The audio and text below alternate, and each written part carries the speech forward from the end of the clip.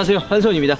폭스바겐을 사랑하는 남자. 오늘은 폭스바겐 홍보남 바로 우파프로안을 한수입니다. 반갑습니다. 자, 오늘 제가 여기 나와 있는 곳은 여기 어디죠? 여기 골프장. 골프장에 오크밸리에 나와 있어요. 폭스바겐 행사에 참석하기 위해 이렇게 나와 있는데 행사에 딱 참석했는데 매력적인 차가 이 뒤에 있더라고요. 티구안을 시승할 수 있는 기회가 있어서 지금 또 부랴부랴 차를 가지고 이렇게 나와 있습니다. 폭스바겐의 이제 대중적인 가장 어떻게 보면 핵심 모델인 티구안을 한번 리뷰를 해볼까 합니다. 1세대 티구안이 나왔을 때 정말 엄청나게 팔렸어요. 수입차를 안 타시는 약간 국산차에 타시던 소비자들도 이 정도 가격이면 이 차의 이 구성을 이렇게 해서 티구안으로 많이 넘어가시고, 독일 3사에 타시는 분들이 폭스바겐을 사실 안 넘어가거든요. 근데 의외로 이 티구안을 많은 장르의 소비자들이 일로 넘어갔어요. 왜 그렇게 많이 판매가 됐냐? 일단 첫 번째로 우리나라에서 폭스바겐 이미지가 그렇게 나쁘지가 않습니다. 물론 예전에 비해서는 조금 이게 그 디젤 게이트라는 꼬리표가 달라붙어서 조금 아쉽긴 한데 차 자체도 굉장히 좋고, 이 폭스바겐 자체 차 완성도가 굉장히 단단합니다. 이 폭스바겐 산하에 굉장히 많은 브랜드들이 있어요. 뭐 대표적으로 뭐 아우디, 벤틀리, 뭐 부가티, 람보르기니, 굉장히 많은 브랜드들이 있는데 어쨌든 구성 자체가 굉장히 알차서 이 1세대가 출시하고 굉장히 많은 판매가 이루어졌죠. 가격대가 굉장히 괜찮기 때문에 많은 소비자들이 기다리는 것 같아요. 일단 두 가지 트림이 있는데, 프리미엄 같은 경우에는 4,133만원, 그리고 프레스티지가 4,439만원인가 33만원인가 한 300만원 정도 차이가 납니다. 구성이 알차기 때문에 프레스티지를 타든 프리미엄을 타든 큰 차이는 없을 거라고 생각을 합니다. 사실 이 티구안 같은 경우에는 엄청 퍼포먼스적인 차가 아니기 때문에 우리가 중점적으로 둘러봐야 될 부분이 바로 실내 마감이라든지, 그리고 연비, 그리고 얼마나 조용한가. 이 디젤 세대가 나오면서 좀 별명이 있었어요. 혹시 무슨 별명인 줄 알아요? 뭐예요? 달구지. 아. 달달달달달달. O3G랑 마찬가지게 굉장히 좀 시끄럽다, 약간 이런 오명이 있었는데 과연 어떤 실내 소음을 자랑하는지 우리가 한번 제대로 알아보도록 하겠습니다. 티구안 리뷰 시작하죠. 자, 일단 폭스바겐의 패밀리 룩이라고 하죠. 요즘 많은 브랜드들이 디자인들 다 통일되잖아요. 어디 많이 비슷한 느낌 들지 않아요? 어디 시작해요? 아우디, 같은 브랜드잖아요. 그 다음에 람보르기니도 살짝 이 비슷한 느낌이 많이 듭니다. 폭스바겐이 약간 조금 날이 좀 서 있는 디자인이긴 한데, 조금 그 선들을 절제해서 좀 대중화를 했다면, 그거보다 조금 더 라인들이 좀 날 서 있고 좀 더 공격적인 게 아우디, 그 다음에 극단적으로 변한 게 바로 람보르기니라고 사실 보면 돼요. 그래서 얘들 내부 디자인은 그릴과 좀 일체감이 들게 좀 커 보이게 이렇게 이어져 있고요. 라이트 안에 디자인들도 이렇게 좀 각이 서 있다고 이야기해야 되나요? 압도적인 그런 느낌이 사실 드는 부분이죠. 라이트도 약간 그 면도 커터날 느낌. 이중날. 야, 그거 나만 그런 거 느낀 거 아니지? 예. 휠 사이즈는 금호 타이어가 껴있네요. 요즘에는 국산차도 막 미쉐린 막 넣어주고 막 피렐리 넣어주는데 얘는 금호 타이어가 껴있는데, 물론 금호 타이어랑 한국 타이어 나쁜 건 아닙니다. 진짜 가성비 최고예요. 특히 이런 그 티구안이나 이런 소형 SUV, 그리고 좀 대중적인 패밀리카는 아무래도 가성비를 진짜 많이 따져야 되기 때문에 좀 나쁘지 않다고 생각을 합니다. 휠 사이즈가 몇이지? 18인치 아니에요? 그러네요. 18인치가 들어와 있는데 이 휠 하우스가 원체 커가지고 좀 작아 보이는 느낌도 좀 드네요. 네. 그죠? 휠 디자인은 솔직히 인정입니다. 폭스바겐 드라이빙 익스피리언스. 어때, 좀 영어 잘하는 느낌 났어? 네. 감사합니다. 이렇게 약간 좀 밑에 세그먼트들은 라이트나 이런 선들 몇 군데는 포인트처럼 이렇게 날렵하게 잡지만, 전반적인 디자인들이 되게 둥글둥글해요. 선들 자체도 너무 이렇게 날렵하지 않게. 왜냐면 이렇게 선들이 날렵하고 좀 이렇게 과격한 디자인을 넣으면 질릴 수가 있어요. 폭스바겐 같은 경우는 대중적인 차다 보니까 좀 그런 질리는 느낌을 많이 없애기 위해 좀 이런 라이트가 보면 좀 화려하지만 다른 부분은 좀 이렇게 평범하다. 아무래도 티구안이나 이런 소형 SUV는 또 트렁크 공간이 굉장히 중요한데, 이 진짜 트렁크가 굉장히 넓어요. 우리 또 편집자가 예전에 센스 있게 그때 어느 이었죠? 8시리즈 때 우리 문파크를 포개가지고 이렇게 넣었는데, 아마 여기도 문파크를 포개면 한 5파크 정도, 5파크 정도는 들어가지 않을까, 그런 생각이 듭니다. 뭐 센스 있게 어떻게 5파크 정도 넣어주면 분명 그 정도 센스가 들어가지 않을까. 뒷좌석 폴딩이 가능해요. 여기를 보면은 좀 더 간편하게 이 당기는 부분이 여기 있거든요. 여기를 2개 당기면 요걸 빼고 뒷좌석을 폴딩을 하면 더 많은 짐을 실을 수가 있습니다.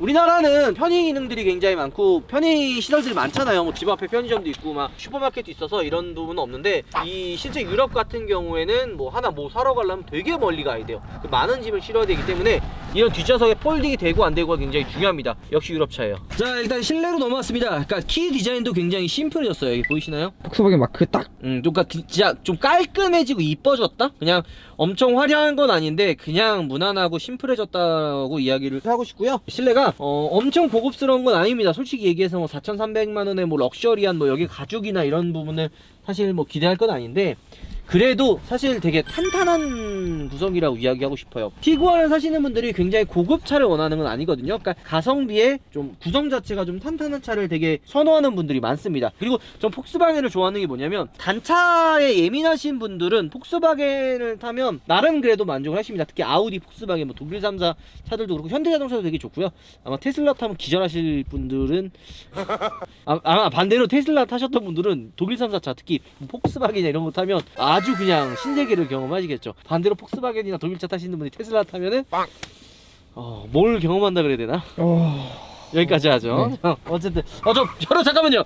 저 테슬라 싫어하지 않습니다. 실제로 지금 테슬라 모델 X 있죠. 우리 그때 네. 모델 X 지금 살까 말까 고민하고 있어가지고 싫어하진 않다는 거 알아봐 주면 좋을 것 같고요. 근데 전반적으로 재질 자체는 그러니까 마감은 되게 좋은데요. 이런 부분들 보면은 그냥 무난한 재질로 되어 있다. 그러니까 폭스바겐을 타면서 고급스러움을 따지면 안 된다라고 생각을 하시면 됩니다. 폭스바겐은 가성비 그리고 탄탄한 구성을 바라보시면 되죠. 샌더페시아 디자인이나 기아노브 디자인을 보면 이전이랑 사실 크게 바뀌진 않았어요. 심플하고 그냥 한눈에 들어오는 그 공조기 디자인과 기아노브 디자인은 뭐 폭스바겐 기존 거랑 크게 바뀌진 않았고요. 이 폭스바겐도 아우디나 포르쉐처럼 실제로 이것도 다 터치로 지금 작동이 되네요. 플랫폼도 공유 많이 하잖아요. 뭐 투아렉 플랫폼을 이용해서 뭐 벤테이가 우루스 뭐 이런 걸 만든 것처럼 부품 호환을 굉장히 많이 하는데 그래서 그런지 폭스바겐 차들을 보면 특히 아우디 냄새가 굉장히 많이 나요. 아우디 차의 냄새가 많이 나서 그런 것 때문에 폭스바겐을 실제로 구매하시는 분들도 좀 많이 있습니다. 그리고 딱 들어오면 느끼는 게 혹시 뭔지 알아요? 수납 공간이 굉장히 많아요. 문짝의 옆에 보면은 이런 안에 밑에 하단에 수납 공간도 있고 이 중앙에 이쪽에 수납 공간도 당연히 있고요. 여기에도 수납 공간이 있더라고요. 뭐예요? 여기 수납 공간이야. 그러니까 보통 이거 그냥 나 스피커인 줄 알았는데 아무 생각 없이 눌렀는데 열리더라고. 패밀리 그 대중적인 차다 보니까 이런 편의 기능과 실용성이 굉장히 많습니다. 자, 뒷좌석은 사실 티구안의 가장 큰 장점 중에 하나가 바로 이 뒷좌석이라고 이야기할 수가 있습니다. 굉장히 편해요. 솔직히 얘기를 하면 레그룸이나 헤드룸 공간도 굉장히 여유롭고 티구안은 실제 1세대 타셨던 분들의 만족도가 굉장히 높아요. 신형 티구안이 나오면 다시 바꾸겠다라고 이야기를 쉽게 할 정도로 재구매율이 굉장히 높고요. 가장 큰 이유가 아까 얘기했던 연비와 실용성을 진짜 빼놓을 수가 없거든요. 이 뒷좌석 공간이 굉장히 넓어서 좁아 불편해 라는 불평을 진짜 많이 안 한대요. 그리고 이 뒤에 테이블 이거는 이거 어떻게 하더라? 이거 아닌데? 야 무서워. 하도 많이 품질러 놓고 하계왕이라 뭐 만지게 무서워요. 이게 이렇게 하나 열리고요. 이 밑에 지금 당기는 게 하나 더 있어요. 이걸 하나 누르면 이렇게 열립니다. 이거는 보통 플래그십 세단이나 플래그십 모델에 들어가는 식탁보. 우와! 야! 뭐야 이거? 야, 야 이거 봐! 되게 좋은데요? 우와. 우와, 여기 뒤에서 밥을 먹을 수 있는 이 정도잖아. 자, 그리고 여기 보면은 열선시트 있네요. 엉덩이 뜨끈뜨끈. 자, 그러면 이제 여러분들 궁금한 거 과연 주행은 어떨지 한번 바로 출발해 보도록 하시죠. 출발! 차를 구매할 때 가장 중요한 게 어떤 거라고 생각합니까, 우리 윤파크는? 저는 디자인이요. 물론 사실 디자인도 굉장히 중요한 포인트 중에 하나입니다. 하지만 실제로 중요하게 생각하시는 분이 가격이에요. 한두 푼짜리 하는 물건을 사는 게 아니기 때문에 소비자들은 가격을 일단 1순위로 생각을 하고 그 가격의 경쟁 모델과 비교했을 때 얼마나 가성비가 좋고 멋지냐를 사실 따진단 말이에요. 근데 이 폭스바겐을 사시는 분들이 국산차와 독일 3사를 그 경계로 굉장히 많이 비교를 하십니다. 요 금액이면 현대자동차에 굉장히 옵션 많이 들어간 모델을 선택할 수 있고 반대로 조금 더 보태면 독일 3사 차를 또 선택할 수 있거든요. 그래도 불구하고 이 티구안이 가장 많이 판매가 되는 이유가 앞에서 잠깐 이야기했던 대로 가성비가 굉장히 좋습니다. 고장이 잘 안 나고요. 연비도 되게 훌륭해요. 이게 공식 연비가 도심에서 13, 고속도로가 16 정도가 나오는데 1세대 오너분들이 실제로 이 운전을 했을 때 다 18 이상 정도 나와요. 그러니까 진짜 연비 주행 잘 하시는 분들은 리터당 막 20km 뽑아내는 분들도 있습니다. 그러니까 연비에서도 굉장히 좋죠. 그 다음에 승차감이나 주행했을 때 답답한 느낌은 많이 안 들어요. 150마력대 치고는 폭스바겐 차들이 그런 좀 세팅 자체를 굉장히 좀 타이트하게 많이 해놔서 운전하면서 답답하거나 이렇게 악셀을 밟았을 때 바로바로 이렇게 반응이 들어오고요. 그리고 SUV이기도 하지만 인저음이 솔직히 좀 보면 좀 심한 편이긴 합니다. 이중접합률이 좀 아니고요. 소음 부분은 이 홍보대사 이렇게 까면 안 되는데 어떤 거 같아요 소음은? 조금 들어오긴 해요. 아무래도 프리미엄 SUV가 아니고 패밀리의 대중적인 모델이다 보니까 그런 4,100만원 가격을 생각을 해서 이 정도면 좀 감안할 수 있겠다라는 정도니까 그게 너무 안 좋게 생각 안 해주시면 좋을 것 같고요. 단 아쉬운 거는 엔진 소음은 1세대랑 마찬가지로 여전히 시끄럽네요. 인정하죠? 지금 언덕을 저희가 올라가고 있거든요. 언덕을 올라갈 때 이게 실내로 유입되는 소음은 좀 많이 있는 편이에요. 하지만 그래도 1세대랑 비교했을 땐 한 20-30% 정도는 줄은 것 같다는 느낌이 듭니다. 자, 일단 간단하게 정리를 하면 편안해요. 승차감도 전반적으로 젊은 소비자가 운전을 해도 답답하지 않고 좀 부드럽고 편안하게 주행을 할 수 있고요. 실제 이 티구안을 출고하시는 분들의 연령층이 좀 다양하긴 하지만 좀 젊은 오너분들이 실제 많이 타요. 운전이 서툰 분도 티구안을 운전했을 때 운전이 좀 편하다고 생각합니다. 아무래도 차체가 높기 때문에 이게 좀 위에서 아래로 보니까 시야가 되게 빵 뚫려있는 느낌이고 이게 개방감이 많이 들어서 사각지대가 많이 안 보여요.